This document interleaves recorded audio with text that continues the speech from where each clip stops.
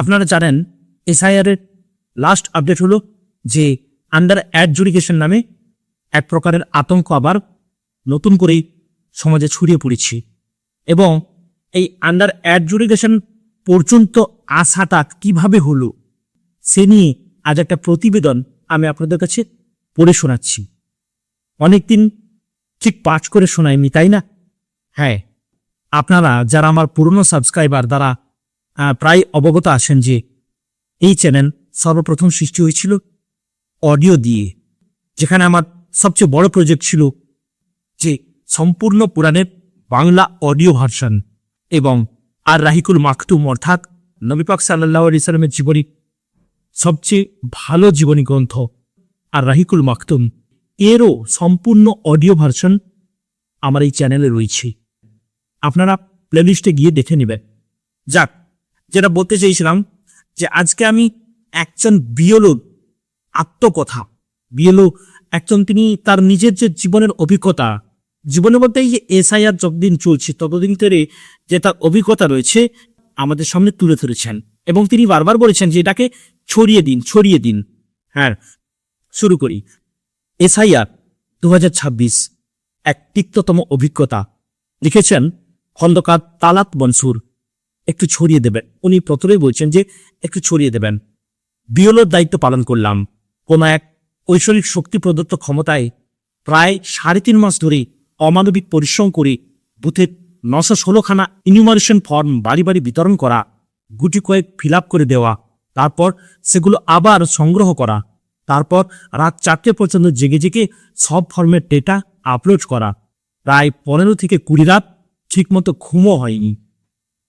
আমার বুথে যৎসামান্য হিন্দু ভোটার আছেন, সকলেই খুব গরিব, পিছিয়ে পড়া, তফসিলি জাতি, পড়ালেখা তেমন কেউ করেনি ওরা। ব্যক্তিগত স্তরে সবার সাথেই খুব সুহৃদ সম্পর্ক আমার। কাউকে মামা মামি, কাউকে কাকা কাকি, তো কাউকে ভাই বোন বৌমা সম্বোধন করে এসেছি। তাদের সবারই ফর্ম ফিল আপে ভুল ছিল, আমি সহজতে কারেকশন করে দিয়েছিলাম। একটা চেষ্টা ছিল যে বুথের একটাও ভোটারে যাতে কোনো সমস্যা না হয়। যদিও তখন আমাদের জ্ঞানেশবাবু পরিচালিত নির্বাচন নাকি নির্যাতন কমিশনের মোটিভটা ধরতেই পারেনি। উনি বললেন যে এটা জ্ঞানেশবাবু পরিচালিত নির্বাচন নাকি নির্যাতন, মানে নির্বাচন নাকি নির্যাতন, তো ওনার মোটিভটা আমরা বুঝতে পারিনি। যাই হোক, তো আমার এক হিন্দু এক কাকার ফর্মের ডেটা আপলোড করতে গিয়ে ডেটা ফিল করার পর 2002 সালের যে ডেটাবেস পেলাম সেখানে সেই কাকার নাম ছিল দাস, দয়াকার দুন্তেশ। হ্যাঁ, কেবল দাস, মানে শুধু পদবিটা, নামটা ছিলই না। যে একজন কাকার নাম যখন আমি আপলোড করছি তখন দেখা যাচ্ছে যে 2002 সালে তার কি ছিল, যে শুধুমাত্র দাস, কোনো নামই নেই। হ্যাঁ, কেবলমাত্র দাস ছিল, মানে শুধু পদবিটা, নামটা ছিলই না। এমন আরও ছিল যাদের 2002 সালের ডেটা ডিজিটাইজড করার সময়, মানে যখন 2002 সালের ডেটাটাকে ডিজিটাইজড করা হয়েছিল সেই সময় নাম পদবীর শেপ ধর্ষণ করে রেখে দিয়েছিল ওরা। দেখুন, এখানে যেভাবে বলা আছে আমি সেভাবে বলছি। যেমন বুথে আরও অগণিত মুসলিম ভোটারেরও ছিল। তারপর আপলোডিংয়ের কাজ গুটিয়ে সব ব্লক অফিসে জমা করে দিলাম। এবার মোবাইল অ্যাপে একটা নতুন ফিচার জন্ম নিল, লজিক্যাল ডিসক্রিপেন্সি। হ্যাঁ, যেটা কিনা বিহারের এসআইআরে, যেটা হয়তো ভ্রূণ আকারে কমিশনের পেটেই ছিল, জন্মটা হয়নি। উড়ুড় করে নাম ফেরত আসতে লাগলো। কি করতে হবে? ব্লক অফিসেও কেউ স্পষ্ট করে কিছু বলতে পারে না। আস্তে আস্তে করণীয় সম্পর্কে জানলাম, সেই মতো কাজ করতে লাগলাম। কিন্তু কোনো এক অদৃশ্য কারণে বুথের একটিও হিন্দু ভোটারের নাম লজিক্যাল ডিসক্রিপেন্সিতে এলো না। হ্যাঁ, ওই নামের জায়গায় কেবল দাস, যেটা দাস ছিল সেই দাস লেখা থাকা আমার ওই কাকাটারও তার ছেলে কিলেদেরও। কি বলছে যে যখন লজিক্যাল ডিসক্রিপেন্সি হিসাবে কিছু মানে তালিকা এলো, সেখানে দেখা গেল যে ওই দাস হিসাবে যে কাকাটা ছিল তার কোনো অসুবিধা নেই। শুধু তার কেন, তার কোনো ছেলে পিলের কারো অসুবিধা নেই। এদিকে চমকে উঠে দেখি আমার নিজের নামটা ফেরত চলে এসেছে, কারণ আমি 2003 সালে ভোটার তালিকায় নথিভুক্ত হই। আর সেই কারণেই আবার লিকেজ দিয়েই ফর্ম ফিল করতে হয়েছিল, যেহেতু 2002-এ তালিকাভুক্ত হইনি। উনি কি বললেন যে 2002 সালে আমার তালিকাভুক্ত হয়নি, মানে আমার ভোটই হয়নি, ভোট হয়েছে কখন? 2003 সাল থেকে। তো 2002 সাল থেকে যখন লিঙ্ক করতে হবে, আমি আমার আব্বার নাম দিয়ে লিঙ্ক করেছি। কিন্তু কপাল খারাপ, আমার আব্বা, যিনি 1960 সালে মাধ্যমিক পাস, যিনি WBSC DCL এ প্রায় 35 থেকে 37 বছর চাকরি করে অবসর গ্রহণ করে 2020 সালে পরলোক গমন করেছেন। তো 2002 সালের ভোটার তালিকায় ডিজিটাইজড কপিতে তার নাম পেলাম খন্দকার আব্দুল বাসার। আর ওনার মাধ্যমিকের নথি থেকে শুরু করে বাকি সমস্ত কাগজে, এমনকি আমারও সমস্ত নথিতে, চাকরি নিয়োগপত্রে সবেতেই আপার নাম খন্দকার আবুল বাসার। দেখুন, যে উনি বললেন আমার আব্বার 2002 সালে ছিল খন্দকার আব্দুল বাসার, কিন্তু প্রকৃতপক্ষে সমস্ত কাগজে আছে খন্দকার আবুল বাসার। সুতরাং ডিসক্রিপেন্সি তো এলো কোথায়? ওই আব্দুল আর আবুলের মাঝে একটা বাড়তি অক্ষর ডি। যে মানুষটার নাম তার সব নথিতে আবুল, তিনি ভোটার তালিকায় হয়ে গেলেন আব্দুল। তাহারই করা ভুল ছিল কি এটা? মানে উনি বলছেন আমার আব্বা কি এটা ভুল করেছে? জ্ঞানেশবাবু বা মনোজবাবু হয়তো তেমনটাই বিশ্বাস করেন। ওনারা তেমন বিশ্বাস করেন যে হ্যাঁ, এই যত নাম ভুল তোমাদের নিজেদের ভুল করেছ, তোমরা নিজেরাই ভুল করেছ, এটাই বলতে চাইছি।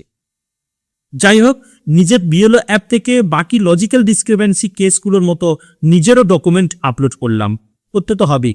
তারপর আরও এলো লজিক্যাল ডিসক্রিপেন্সি কেস, মানে পরপর ধাপে ধাপে এসছে না, তো সেগুলোও আপলোড করলাম, সংখ্যা প্রায় 350। কিন্তু তারপরেও বিএলও অ্যাপে নতুন সংযোজন, upload hearing notice. BDO office থেকে নোটিশ নিয়ে যেতে কল এলো, নোটিশ নিলাম আর সাফ করলাম সেগুলো। তারপর হিয়ারিং শুরু হলো। 15 জানুয়ারি আমার বুথের প্রথম লজিক্যাল ডিসক্রিপেন্সি কেসে হিয়ারিং হলো, সবগুলোই মুসলিম। তারপর সেকেন্ড লট ঢুকলো, এবারেও সবগুলোই মুসলিম। একটাও হিন্দু ভোটারের হিয়ারিং নোটিশ নেই। ওই নামের জায়গায় কেবল দাস থাকা আমার ওই কাকাটা বা তার ছেলেপুলো কারোরই নেই। দেখুন, হিন্দুর একজনের 2002 সালে ছিল দাস, তাকেও কিন্তু হিয়ারিং এর নোটিশ দেয়, শুধুমাত্র দাস নোটিশ দেয়, নো প্রবলেম। আর যত সব প্রবলেম আমাদের মুসলিমের নামের মধ্যেই। স্ক্রল করতে করতে চোখটা আটকে গেল একটা নামেই, কি না, কেজ তারাত মনসুর। এই হতভাগা নিচেই হিয়ারিং ডেট 19 জানুয়ারি, মানে ওনারও হিয়ারিং ডেট এসেছিল, এটাই বুঝছেন। সেই ডেটটা কবে না 19 জানুয়ারি। স্থান হরহরি হাই স্কুল। মাধ্যমিকের পাস সার্টিফিকেট, আইটি ডিপার্টমেন্টের একটি নথি, চাকরির নিয়োগপত্র সহ প্যান কার্ড, হাবিজাবি কত কি যে করলাম। কেতা মেরে হাসি মুখের ছবিও তুললাম। একটা বেশ মজাদার কথা বললেন, এই আরো ম্যাডাম কাগজ জমা নিলেন। যে ছেলেটা ডকুমেন্ট আপলোড করছিল সে আবার দূর সম্পর্কে ভাইকো হয়। তাকে কল করে বললাম, আমি তোমাকে ডকুমেন্ট PDF করে পাঠিয়ে দিচ্ছি বেটা, আপলোড করে দিও। ভাইপো উত্তরে বলল, চাচা বেশি কিছু আপলোড করার সুযোগ নেই, কোনো ডকুমেন্ট আপলোড করতে উইন্ডো দেয়নি, মাত্র 3টে জিনিস ছাড়া। স্পেসিফাই করে বলে দিয়েছিল নাকি যে মাত্র 3টি জিনিসই আপলোড করতে পারা যাবে। 1, হিয়ারিং নোটিশ। 2, 2002 সালের ভোটার তালিকা, যেখানে আমি নিজে অনুপস্থিত, আব্বার নাম আছে। এবং 3 নম্বর কি না, হিয়ারিং চলাকালীন তোলা ওই ছবিটা। মানে ব্যক্তিগত কোনো ডকুমেন্ট আপলোড করতেই সুযোগ দেয়নি। নিরপেক্ষ, নিষ্পাপ, নিরীহ নির্বাচন কমিশন, মানে বেশ কটাক্ষ করে বলছেন যে নিরপেক্ষ, নিষ্পাপ, নিরীহ নির্বাচন কমিশন।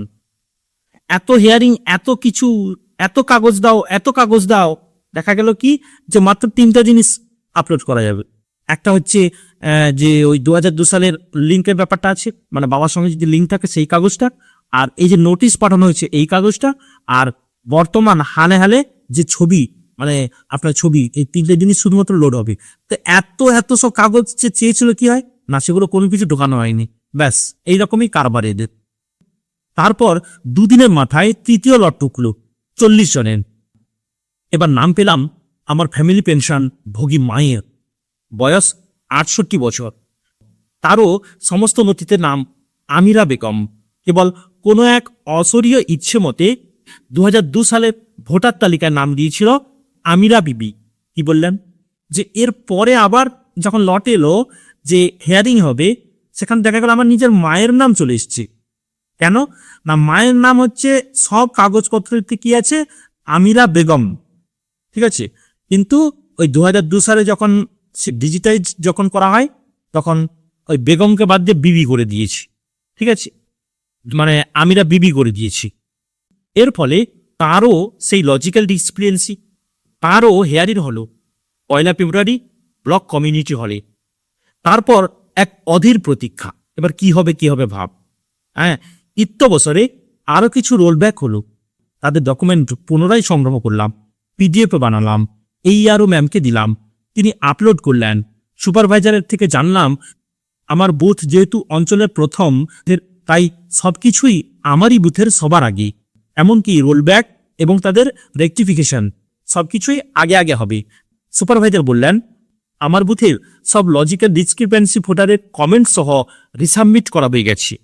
শুনে ভাবলাম তাহলে হয়তো ভয়টা কাটলো। তারপর আজকে সন্ধ্যা নামলো, বহু প্রচেষ্টার পর যখন ভোটার তালিকায় পিডিএফ কপি পেলাম, দেখলাম বুথের হিয়ারিং হওয়া সমস্ত ভোটার, একেবারে নো ম্যাপিং থেকে শুরু করে পরে 3 দফা মিলিয়ে মোট প্রায় 400 জন ভোটার এখন আন্ডার অ্যাডজুডিকেশনের মাঝে। বুথের বিএলও কেইচ তালাত মনসুর, মানে এই হতভাগা, নিচে এবং তার নিচের জন্মদাত্রী মায়ের নামের উপরেও জলজল করছে আন্ডার অ্যাডজুডিকেশন। ক্রমিক নম্বর 81-তে আমি, আর 274-এ আমার হতভাগী মা। দেখুন কত কি হয়ে গেল। এগুলো তো প্রত্যেকটা কেন বলা হয়েছে যে ধাপে ধাপে ধাপে ধাপে অনেক কিছু হয়ে গেল, শেষে 400 জনের আন্ডার অ্যাডজুডিকেশন। তাহলে এত কিছু হওয়াটার কারণটা কি ছিল? শুধু হয়রানি ছাড়া আর কি বলা যায় কে? বলে রাখি আমি সহ বুথের প্রায় 98% ভোটার সংখ্যালঘু সম্প্রদায়, তার মধ্যে প্রায় 400 জন আজ কোর্টের বিচারকদের দয়া দৃষ্টি লাভের মরিয়া আশায় প্রহর গুনছি। হ্যাঁ, কথাটা কিন্তু বেশ সুন্দর বললেন যে আমরা যেন ওদের দয়ার জন্য প্রহর গুনছি। ওরা যখন দয়া করে আমাদের নামটা ঠিক করে দেবে আমরা তখন আলহামদুলিল্লাহ বলবো। এই ধরনের যেন কাজ, এই ধরনের যেন জিনিসটা চলছে, তাই না?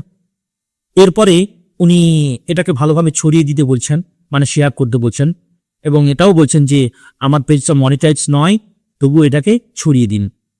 তো যাই হোক, কথাটা হলো এত কিছু হওয়ার পরেও অবশেষে এই আন্ডার অ্যাডজুডিকেশন ভোটারের ফাইনাল লিস্ট, একে ফাইনাল লিস্ট বলি। দেখুন আমাদের স্কুলে বা কলেজে যদি এক্সাম হয়, এক্সামের পরে একটা নির্দিষ্ট ডেট দেয়া হয় যে এই ডেটে তার রেজাল্ট বেরোবে, ধরুন 4 এপ্রিল। তো 4 এপ্রিলে গিয়ে আমরা যদি লিস্টে দেখি যে 70 জন হয়তো ছাত্র ছিল, মানে কোনো একটা ক্লাসে, তার মধ্যে 70 জনেরই নাম প্রকাশিত হয়েছে এবং 50 জনের নাম্বার দেওয়া আছে, আর 20 জনের কাছে লেখা আছে যে খাতা দেখা হচ্ছে।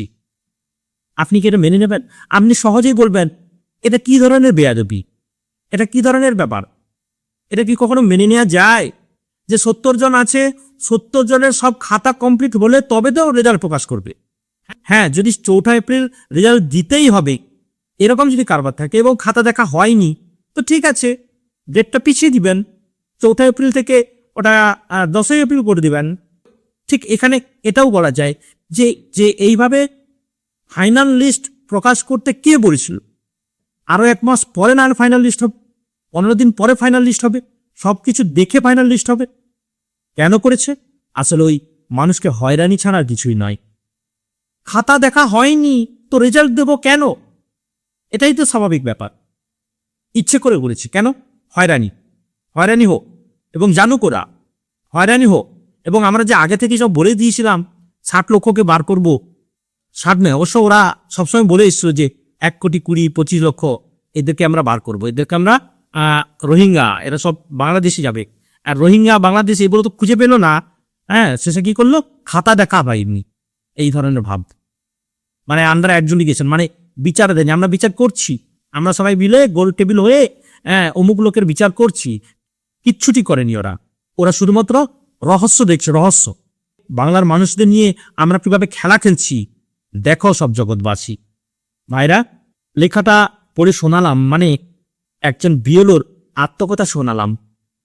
এর মাধ্যমে এটাই প্রকাশ করলাম যে এই এসআইআর নিয়ে কি হচ্ছে। আপনারা ভালো থাকুন, সুস্থ থাকুন এবং অবশ্যই ভিডিওটাকে শেয়ার করবেন। ওই যে উনি বললেন না যে আমার লেখাটাকে শেয়ার করবেন, তো লেখাটা থেকে আমি যখন ভিডিও করেছি ভিডিওটাকেও শেয়ার করবেন। মানুষ জানুক এসআইআর নিয়ে কি প্রহসন চলছে এই বাংলায়। আসসালামু আলাইকুম ওয়া রাহমাতুল্লাহি ওয়া বারাকাতুহু।